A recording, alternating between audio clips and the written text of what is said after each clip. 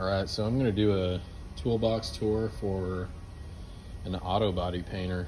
So I'll start on my prep cart. Obviously this gets super dusty, so I don't keep it extremely clean. These are jugs for my cleaning products. This is water-based cleaner. This is solvent-based cleaner. I have a fine throw DA. This one's made by Matco.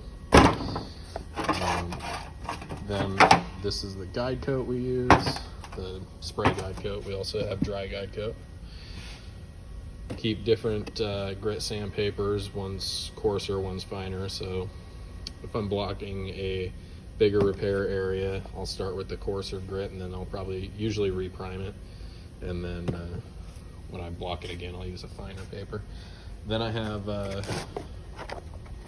my 4 commonly used grits of sandpaper all in a line here: 220, 320, 500, 800. So 220 we use to get ready for primer. 320 is nice for blocking small spots, stuff like that, and can use it for a lot of different things. 500, you go over the 240 grit block marks with 500 grit, and then 800 are for blends. Down here I just have all my blocks, paper towels for when I clean stuff, and then I've got an air blower, keep some Scotch Brights, and yeah. Then over here I have more of my my clean toolbox for all my paint guns and everything. So we'll do the paint guns last. Let's see. So I've got a coarser throw DA here that's mainly for body work. And I've got a dual action polisher, an undercoating gun or rocker shuts gun. I've got a couple of hammers. I don't really use that often. A big 1/2 inch ratchet, a 3/8 impact, a 3/8 cordless impact, a 3/8 extended reach ratchet, 1/4 inch ratchet. This is all Matco. I also have a 16 volt cordless buffer, but it's over where on the other side of the paint booth. So it's just a Makita bit set and has some drill bits in it for when I have to drill some holes. This is a hood prop for when cars don't have their the hinges on or whatever, and then this is a hatch jammer. So when the latch is out of or when you want to hatch up or something like that, you stick this end in the latch, and then you'll stick this end on the striker, and then you'll be able to extend it so it's open. And then obviously the charger for the Matco tools. And then these are Silver Eagle Torx, a pair of vice grips for whenever I need vice grips. Just like a set of commonly used pliers. Metric reversible Matco wrenches. It's 8 through 19 millimeter. Just some various 3/8 and 1/4 inch extensions. Some gear wrench swivel head ratchets, 1/4 and 3/8. A few different adjustable wrenches just for when there's really big stuff. Some Allen wrenches. These are Matco triple squares. Some gear wrench Phillips and flathead bits for a 3/8. These are all Icon metric 1/4 inch, shallow and deep, on an ULSA socket rail. And then these are all Sunex impact sockets. It's the metric master set, so I have the wobbles, shorts, and deeps, and they go from, it's like 6 to 22 millimeters. And then a bunch of adapters and an extension. I keep them all together so it takes up less room. They're all Sunex. These are antenna sockets. So these are to take antennas off of different types of cars. These are all those are Matco as well. Pretty much everything in here is Matco. Our Snap-on dealer never comes, and our Matco guy's awesome. This is like the trim set, so these are hook tools.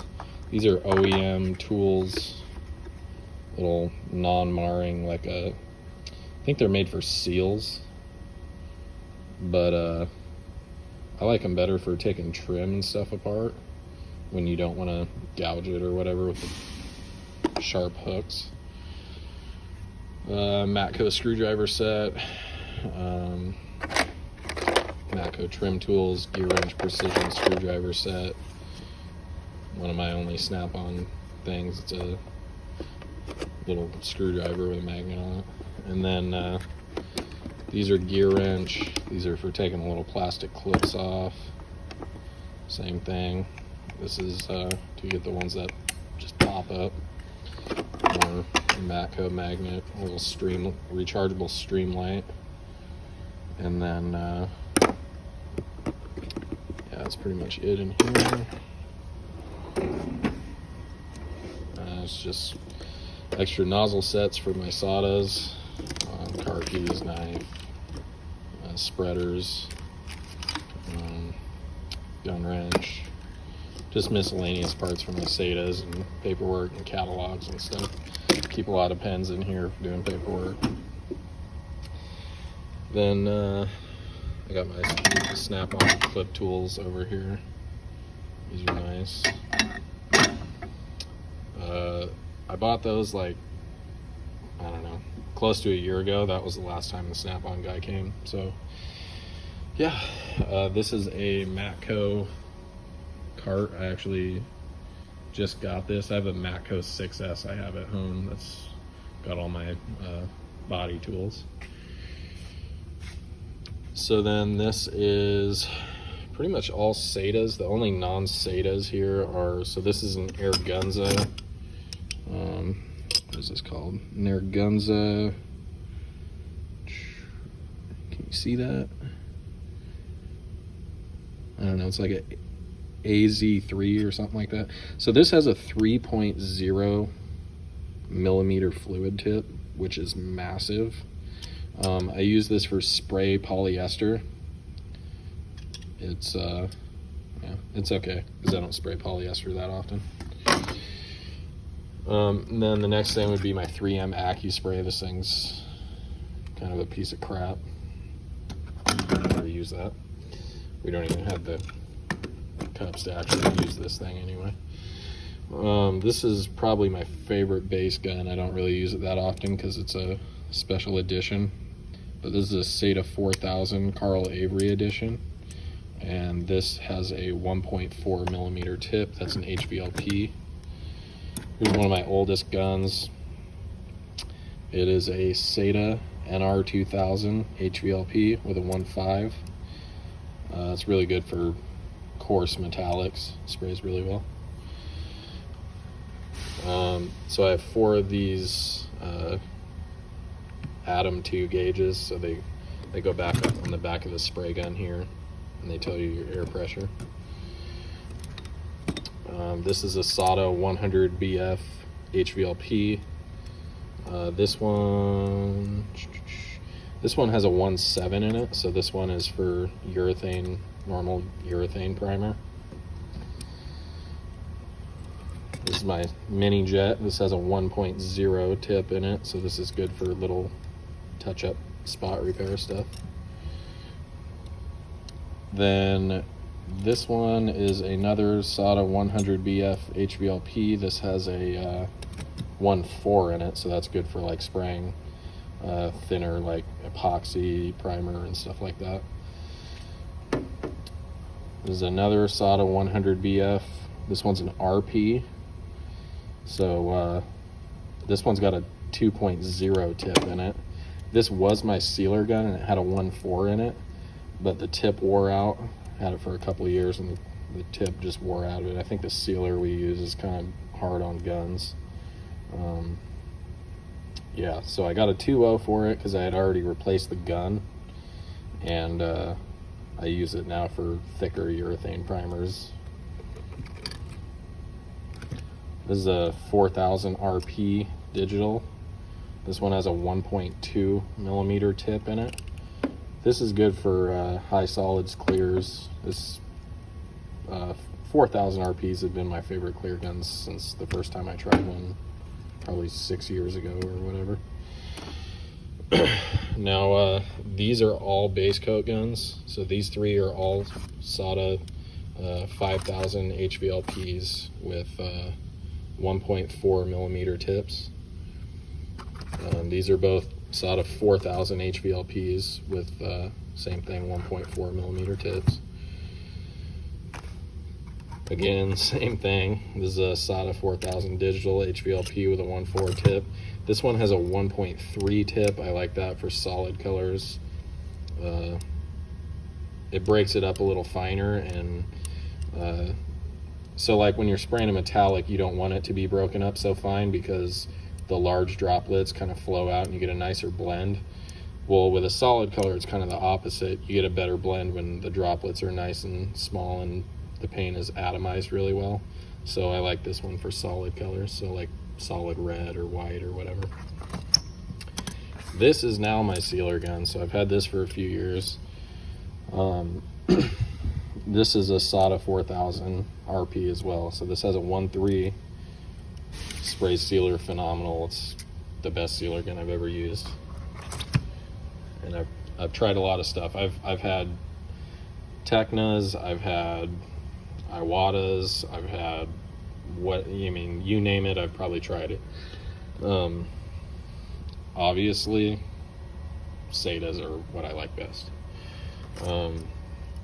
This is another 4000 RP, so this one has a 1.3 fluid tip. Again, this is a great clear gun, I love it. And then this is my newest gun. This is a SATA 5500 with a 1.20. This is what I use for clear now on a daily basis. This gun is awesome. So we use Glazerite clear, 923-460, and I mean it sprays it unbelievably well. I spray at 29 psi with this thing and it is phenomenal. I had a 5000 RP that I was using for clear for a while and just couldn't really, I don't know how to describe it. I just didn't like it as much as my 4000. I kept trying it and trying it and trying it, and eventually I gave up on it. I sold it to another guy, and so when these came out, first couple of years, I demoed one right when they came out, and I liked it, but obviously I had no shortage of guns. And finally I got to the point where I was like, you know what, I want to get one. And then they came out with this cool bionic design. I was like, hell yeah. So I went up and obviously bought one of those. These things are pricey though. So these are my, definitely, that's like a mechanic, how they have all their sockets in their top drawer and it's a bunch of money and it's all snap-on. This is the painter's equivalent. So yeah, if you want to be an auto body painter, that's pretty much what you need. You don't necessarily need that many guns, but we're a pretty high production shop. Not that we have a ton of stuff in here right now, but we run 2 booths, so sometimes I'm spraying in both booths at the same time, and we'll have, you know, 4 or 5 different colored bumpers in one booth and then a couple other colors in that booth. So a lot of people ask me, why do you need so many paint guns? Well, if I've got 5 colors in one booth and I've got a couple colors in another, obviously I had to seal them. And these all these guns, pretty much any of them you could spray, with the exception of like the poly primer gun or the 2.0 primer gun.